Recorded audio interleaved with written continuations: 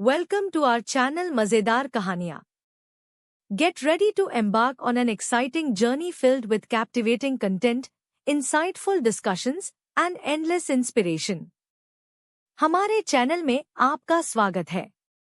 रोमांचक कंटेंट, ज्ञानवर्धक चर्चाओं और अंतहीन प्रेरणा से भरी एक शानदार यात्रा के लिए तैयार हो जाइए. बात जब जान पर बनी आए. एक बार की बात है. कुछ बच्चे खेत में खेल रहे थे. तभी पक्षियों का एक झुंड उड़ता हुआ आया और खेत के एक कोने में दाने चुगने लगा. छोटे छोटे रंग बिरंगे पक्षियों को इधर उधर उछलते देखकर लड़के उनकी ओर आकर्षित हुए बिना नहीं रह सके. तभी उनमें से एक को शरारत सूझी. वह एक शरारती लड़का था और उसने धोखे से एक पक्षी को पकड़ लिया. फिर उसने अपनी कलम की स्याही से उसे रंग दिया और उड़ने के लिए छो दिया.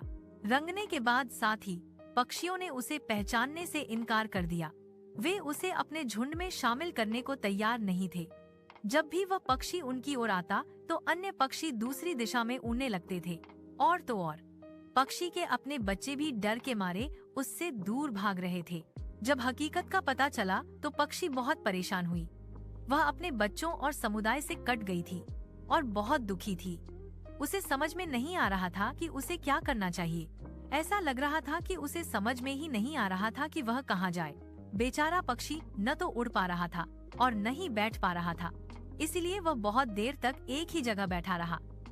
इसी बीच उस शरारती लड़के ने उसकी ओर एक कंकड़ फेंका. कंकड़ लगते ही पक्षी बेहोश हो गया. उस शरारती लड़के ने पक्षी को उठाया और उसके पंख नोचने लगा. अच्छा तो यह हुआ कि दूसरे लड़कों में से एक दयालु निकला. उसने पक्षी पर ठंडा पानी छिड़का दिया. पक्षी को होश तो आ गया, लेकिन उसे ऐसा लगा जैसे उसके शरीर के हर हिस्से में चुभन की वजह से उसे दर्द हो रहा हो. पंख नोचने की वजह से उसे बहुत दर्द हो रहा था. अब उस शरारती लड़के ने एक बड़े तिनके से पक्षी की आंखों में चुभोना चाहा तो पक्षी डर गया. उसने अपनी पूरी ताकत लगा दी ताकि वह लड़के की पकड़ से छूट जाए. बेचारा पक्षी उछल कूद कर लड़के की पकड़ से छूटना चाहता था, लेकिन वह लड़का उसे फिर से पकड़ने के लिए उसके पीछे दौड़ रहा था. यह लड़का मेरे पीछे क्यों पड़ा है? पक्षी मन ही मन सोच रहा था. वह रो भी रही थी. उसका एक पंख झड़ से टूट गया था. इसी कारण उसे बहुत पीड़ा हो रही थी. आखिर उसने मन ही मन कुछ निश्चय किया. बेचारा मर रहा था. उसने पूरी ताकत लगाकर लड़के के चेहरे पर चोंच मारी. शरारती लड़का कराह उठा और गिर पड़ा. उधर नन्ही पक्षी का उत्साह बढ़ गया. वह अपना दर्द भूल गई.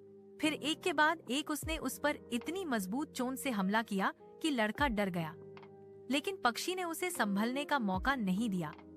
लड़के का पूरा चेहरा खून से लथपथ हो गया. फिर घबराहट में वह एक गड्ढे में गिर गया और बेहोश हो गया. घायल पक्षी भी बेहोश हो गई, लेकिन लड़के को सबक सिखाकर सीख.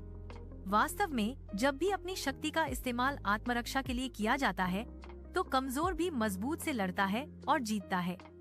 इस पक्षी की तरह अपने जीवन और मृत्यु की परवाह किए बिना. वीडियो देखने के लिए बहुत बहुत धन्यवाद. अगर आपको यह कहानी पसंद आई हो तो लाइक, शेयर और सब्सक्राइब करना बिल्कुल न भूलें.